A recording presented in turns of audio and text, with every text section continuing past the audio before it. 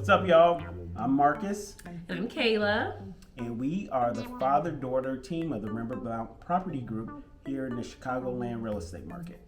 And we are back for another week to share and educate you on our two passions, wine and real estate. So I'm going to let you take it off this time because the wine, as we introduce the wine, it's one of his favorites. And I've never had it before. Yeah, so we share with, as Kayla said, two of our passions, wine and real estate, and we share with you every week what we're drinking. So this week, as Kayla said, we're drinking one of my favorites, which is, I'm going to butcher this name, so don't kill me in the comments. I think it's a CERRO Anon. It's a Spanish red, all right, and it's, like she said, it's absolutely one of my favorites. What do you think of it? Yeah, so let's see. It's good. It's really good. Yep. So what we do every week when we classify what we or describe how we feel about a wine, we put it in one or two categories. Do we want to own it or rent it? All right. So when we say own a wine, what do we mean? That means that we are investing in it. We would come back to it time and time again. It's a long-term thing. So we're going to keep this in the house regularly, which I do. So I'm giving it away how I feel about it. So I'm going to own this one. In fact, I do own this one. All right. So it's one of my favorites. Very smooth, but very flavorful on the palate. You drink it with pretty much anything, whether you're having a great burger, which is one of my favorites, steak, whatever the case may be. I also cook with it, so if you're doing a red sauce, add really this into it. It just really brings up the flavor. It's fruity too. I can taste like really all just like plum. I think is what I taste the most. Yeah, it just tastes good to me. So. But seriously, like some black fruits, berries, plums, things like that. So, as Kayla said, today, real estate-wise, what we're focusing on is a starter home versus a forever home. So, I'll have Kayla start us off with, some of the things that you should think about and consider if you're buying your first home. Yes, so I am a millennial, so most millennials are now getting to the stage where we are buying and or selling our first home. So that is mainly who I work with, and that's my sphere, is first-time home buyers. So I think one of the conversations that I have a lot is buying a starter home and trying to get people out of the mindset of your starter home should be perfect. And pretty much what people look for in starter homes is what we would tell people to look for in a forever home. So knowing that your starter home is just that, a starter home, and sometimes it doesn't even have to be what we think of as a home. Sometimes it's better off being a townhome, just because those are more low maintenance, or even a condo. And knowing that the starter home you're usually going to stay in for, what would you say, like 3 to 5 years-ish? Yeah. So you're starting to see people stay in their first home a little bit longer, but on average, that's about the range. Yep. Yeah, so that's what I tell people. Get into this first home, create some wealth, because I work with, like I said, a lot of first-time buyers, but also first-time sellers. So people who I have seen buy their homes, stay in them for anywhere from 3 to 5 years, and then they are selling it and using the profit that they've gained from equity and from just putting the right updates in, whatever it is, using that profit to then go and get either their next level home or their forever home. So that's been really cool to watch people gain wealth through real estate and be able to make those moves. But just from a starter home perspective, not having you don't have to check off every single box. Sometimes it's okay if it doesn't have the perfect bathroom. It's okay if it is not, all of the rooms aren't exactly the size you would want. If it's functional and if you're in a place where you can create wealth and start securing the bag for real estate, then I think it's great. Yep. Would you say it's fair for them to think of a starter home as maybe like your first car that you buy on your own? Exactly. Yep. A starter home can be like, what's a really good car? Like I don't know, like just a car, that's gonna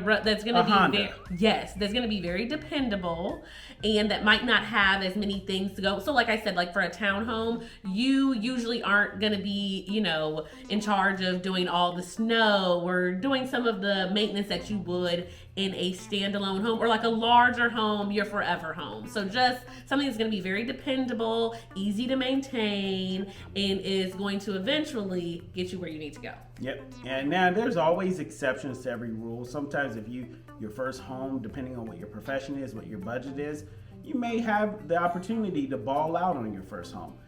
However, everything being equal, what Kayla's telling you all is basically what I've seen. What she's seen is a successful recipe for using real estate to leverage your way up very easily over the course of time. Yep. So transitioning to a forever home, what you want in your forever home, using the car analogy, this is where you get the big SUV or all the bells and whistles in an EV car, where you're really thinking, okay, I'm gonna just really hold on to this for the long term. All right, and a forever home is something just that, where you can see not only you and whoever else is living with you today, like let's say your parents, is this something that your grandkids are going to be able to grow into and spend time with you? Is this something that, if you have a big family, is it conducive to that? Can you easily transition to this into something that maybe you just want to hold as a family heirloom and pass down to your kids later on? It's in a great area, one of those areas that's going to stand the test of time no matter what real estate market we're in. Mm-hmm. So I think that a starter home is, what did we say, a Toyota or a Honda. Yep. And then think of a forever home like a BMW with all the whistles that you customize. Yep, Range Rover, Tesla, whatever the case may be. A Cadillac for those of you who you like a Cadillac, but it has all the bells and whistles where you're like, hey, I've earned this. And with the starter home, I would also recommend too, because a lot of people have concerns about, what if the market crashes when it's a starter home? Well, one of the ways you can, protect yourself from that is doing exactly what Kayla said. Don't worry about if you have something, find something that checks off every box. Great, that's a bonus. However, check off a couple of boxes that are really important. And when you say those boxes, Kayla, what would you say were one or two of the most important boxes that should be checked off with a starter home? I think a payment that makes sense for you. That is where I go to immediately. If you are buying your first home, you want to focus a lot on the payment. So a comfortable payment. And then also something like functionality. Make sure that it's close to what you need to be close to. I think sometimes people want to, if you work 2 hours from your starter home, that's probably not going to work well. Or if you're so far from your family and you know that that's going to be a big deal. So having it be functional for what you need, where you live, and having a payment that works for you, those are really important things that I see when people are looking for starter homes, and making sure that you've bought it right at the right price. And that's where we come, and help buying smart, so that even if the market crashes, you're good. Another thing that I will say that I tell people their starter homes too, and I've seen a lot of people have success with this, is that let's say the market did crash. We don't want it to crash, but let's say it did, you can rent it out in most instances. And that's a way that people, even if the market is doing great, a lot of people like to keep those homes and then rent them out to then generate additional wealth. Yep, and two, that's a great point, Kayla. And the benefit of that is it allows you to keep the real estate. There's tax advantages to it. You can get some cash flow. Anytime you're able to get the benefit of something that someone else is paying for, that's a great day, any day. And as Kayla mentioned, when you're working with our team, you get the benefit too. Say you're somebody who's like, well, I would rent something, but I don't want to get calls at 2 a.m. for toilets, changing light bulbs and things like that. That's where our team comes in, specifically Kayla, because her background is in property management. Yep, so we got you covered every angle. All right, so with that wraps up this video. Kayla, what do we want people to do on this video? Like, share, subscribe, but most importantly, leave us a comment below if you have any suggestions about wines that you think we should try.